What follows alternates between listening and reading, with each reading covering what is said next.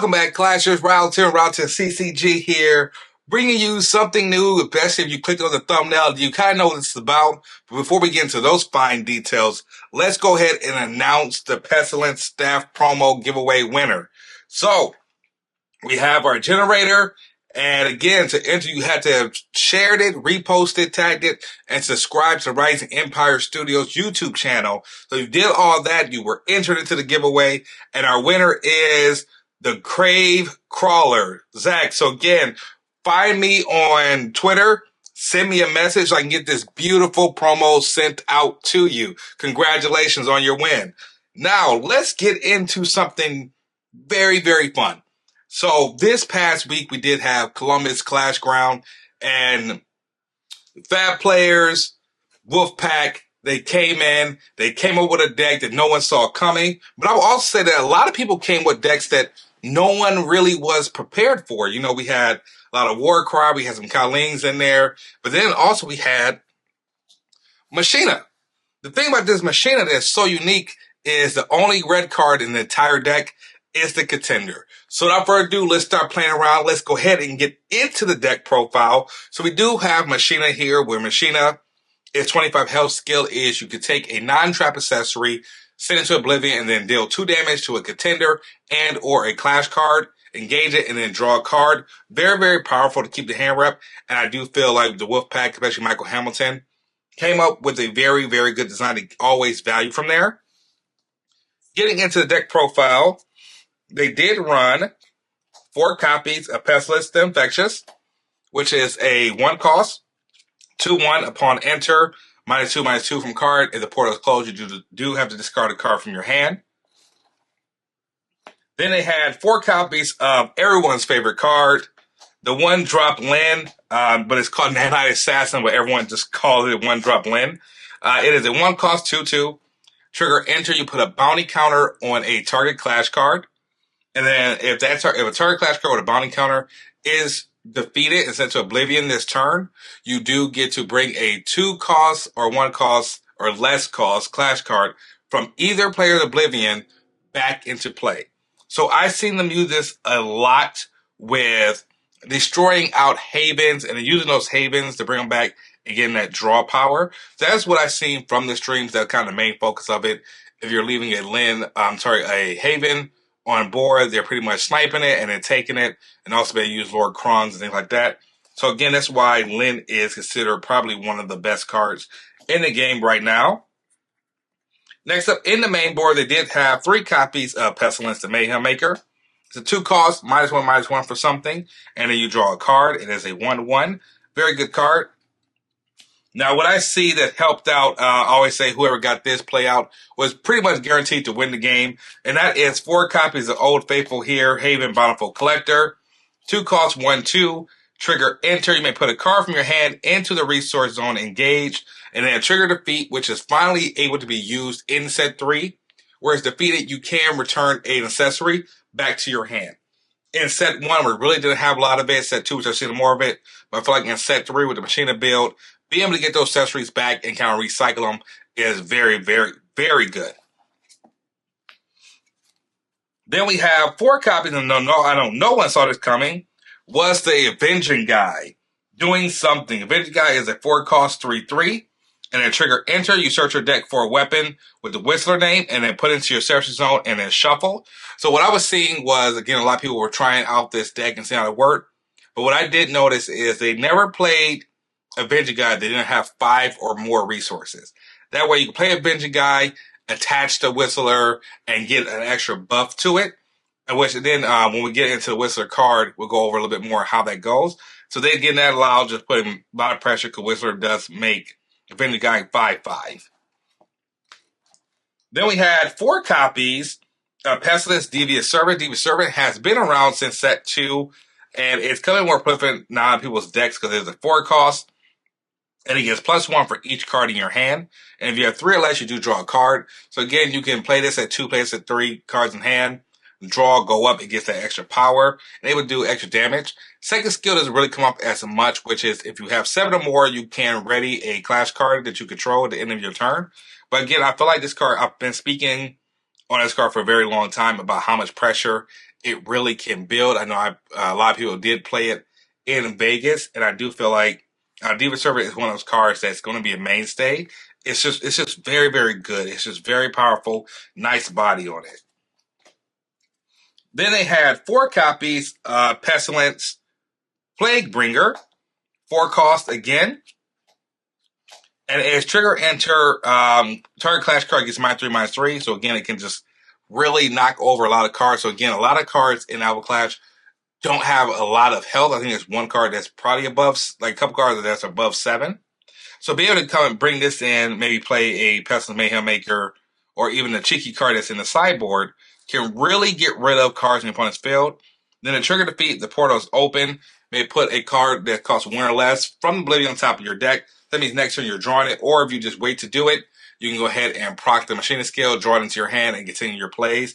Again, I'm a big believer in decks having a lot of resources, a lot of plays, a lot of value for everything that you do. And again, I feel like every card in this deck so far has a way to draw cards, or they're doing something when they're out.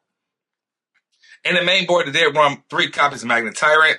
Magnet Tyrant is a flyer, but when it enters, you go ahead and pop an accessory off. So again, just get rid of those pesky Dynasty Blades, maybe a heavy power armor. You can get rid of those things. It's really good. Just remove it, and it has a 5/3 with flight. Very hard to get over, but again, even if you do, it can deal a lot of damage for it's defeated. I do know that Jacob was playing Grasp of War, which I've been telling a lot of people that you should play Grasp of War. Is really, really good in his sideboard, which can then deal 5 damage to a card with flight. And I'm surprised no one played War, because War has Sniper Javelin, which pretty much does the same thing. But again, I understand why maybe War didn't see play this time. Then last with the Clash card, we're running green, so you know we're running 4 copies of the monochrome Coggin. They have regular Coggins, but I like the monochrome for this deck profile. It's flight, trigger enter, send a target Clash card to Oblivion. 5/5, very, very powerful. Good way to end the games out. Again, it's just one of those staple cards. If you're playing heavy green, you're playing Coggin, because it's one of the cards that I feel is a staple at this time. Then we have 4 copies of Whistler. Whistler, for people who do not know, is a weapon, and it costs 1, attached for 1. And then whenever the attached Clash card attacks, you may engage this card and then choose an opponent's Clash card and force it to attack the card that this is attached to. So again, and if it's attached to a Avenging Guy, it gets +2/+2. But a lot of people don't know, or a lot of people are not reading the full card. This can be attached to any Clash card. The plus power comes if it is attached to a Avenging Guy. So again, you can play this, attach it onto a Coggin after it swings. I mean, you can attach the Coggin, swing with it, and then force your opponent to swing into something with it. And how it works, as soon as you are able to attack, so that means it's right after your resource step, that card must attack. So they can't play something else to get around it. They have to attack immediately. Because as soon as you're able to attack, you have to do it. I feel Whistler is an amazing card, and I hope we get more Avenging Guy support, because this card is busted. Next up, we have 4 copies of Place Forward Scrap. Upon enter, you activate the portal. Then, if during your primary phase, if a effective Pestilence card defeats a card, you may send it to Oblivion and draw a card. So again, this is another card that just gets value no matter what you do. Because if you play an open portal, you can actually just send it with the Machina, still get the draw. So no matter what, you'll get the draw off this card. It's just depending on how you want to do it. But either way, it's never a dead card out. Because again, you can activate the portal, close it, open it, send it, deal 2 damage to something, weaken something up. Maybe if you have a Lin out, combine it with the 1-cost Pestilence, get some more damage in, and it just works very, very well. And you're not losing that card draw no matter what you do. Next up in here, we have 4 copies of Target List. Target List is an exclusive card, but it has a really unique skill of when it enters, you put a bounty counter on a card. So technically, think about it, you have 8 copies of Lin, because you're able to keep distributing out those bounty counters to keep proccing those skills to get cards back. Then also, Target List has a skill. If a card with a bounty counter is defeated, you can either ready a resource, draw a card, or diminish your opponent. The diminish doesn't really come up with Target List. It comes up more with the Lin card. But again, you're able to Play this down, put on a bounty collar or something, destroy it, proc the target list skill, and then send it right away with the Machina. So again, you can ready a resource to continue your plays. You can send it to draw. You can draw one with this card and then send it to draw another card. So you get a pot of greed effect there. Target list in here is really, really good. And then with Haven, to be able to bring these back, it's just constant value at all time. Again, I said I love this deck. Last sets we do run 2 copies of Cyber Optics.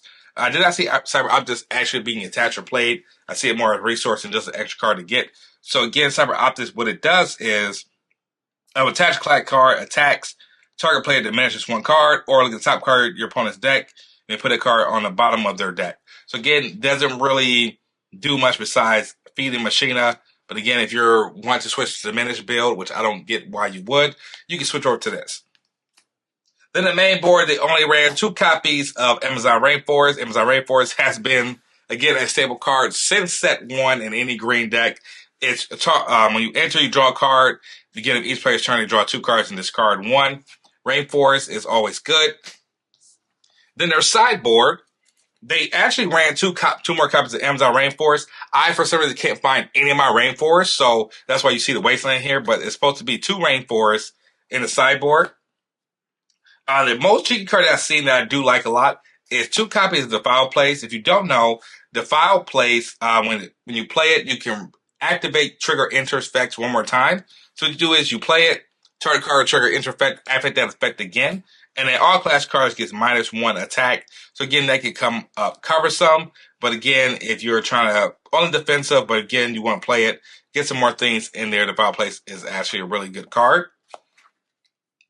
Then they run, what I say is a great card, is Magnate Battle Ready.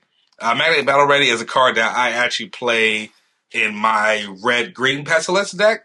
And it's just because when it defeats a card, 2/4, it has a nice body on it. You can look at the top card of your deck. If it is a non-class card, add it to your hand. So again, it just allows you to just keep searching out your accessories and getting your weapons and things like that. Because again, if you notice, the deck does not run any buffs. So getting those advantages to keep your hand very, very high is very important. Then when you have 2 copies of Magnate the Lone Fighter, when it's by itself, it gets +4/+4, and it already has flight. So again, if you're kind of behind or your field's getting cleared out, you can sideboard this in, give it 8/8 flyer or something, and go for a game, which is very, very good. Last copies they play 1 more copy of Pestilence Mayhem Maker, and then 1 more copy of Magnet Tyrant against heavy accessory decks.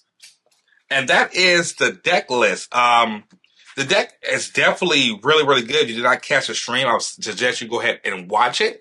I'll link that down in the description below. But again, this deck is really, really good. If you want to try it out, I did put the prices up on screen. You can go to Ryotin-CCG.com and pick up any of the singles you need for this deck. And again, like this, I feel like this deck, you're going to see a lot of it being played in different tournaments, locals, tavern brawlers.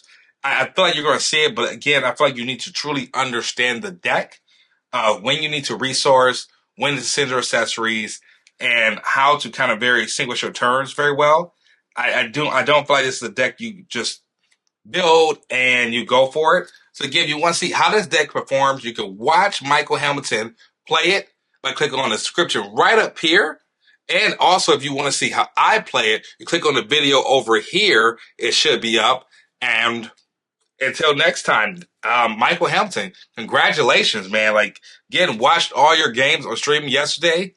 Dude, you're phenomenal. Your brain, I love the way your brain works, and I would love to get on a video with you and do some collab deck videos. Until next time, this has been Ryotin. Happy clashing. I step into the ring, ready for the fight. With a hunger in my eyes, I'm taking flight. I walk with confidence, I'm with a crown. Ain't no one gonna knock me down. I'm the alpha, the king.